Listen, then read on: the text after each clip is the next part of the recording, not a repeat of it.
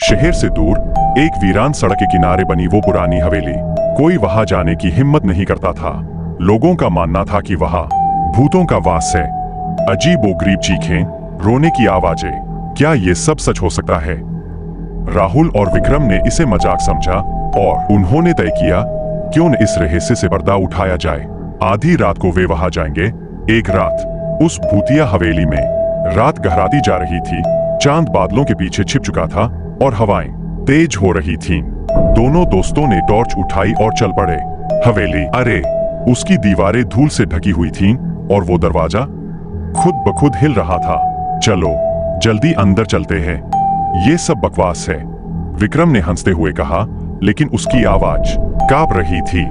जैसे ही वे अंदर दाखिल हुए, एक अजीब सी ठंडक, उफ, जैसे किसी ने रीढ़ की हड्डी में सिहरन पैदा कर दी हो। चारों ओर अंधेरा, सन्नाटा। राहुल ने घड़ी देखी, ठीक 12 बज चुके थे।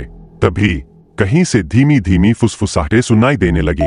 क्या तुमने सुनी ये आवाज? राहुल ने घबराकर पूछा। विक्रम चुपचाप उस कोने की ओर बढ़ा। वहां दीवारों पर खरोंचे। अचानक एक भयानक चीख गूंज उठी। भगवान, ये क्या था?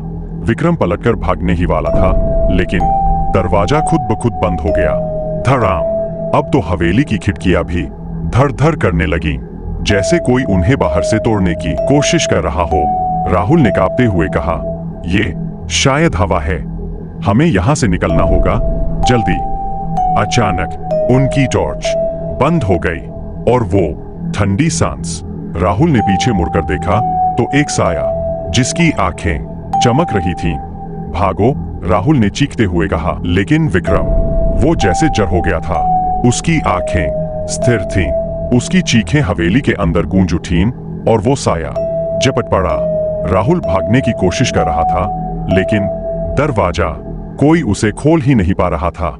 ये क्या हो रहा है? उसकी सांसें तेज हो रही थीं और तभी किसी अदृश्य शक्ति ने उसे जमीन पर पटक दिया। अब सब कुछ शांत था, सिवाय उन फुसफुसाहटों के जो दीवारों के पीछे से अब भी आ रही थीं। सुबह लोगों ने राहुल और विक्रम को कभी नहीं पाया।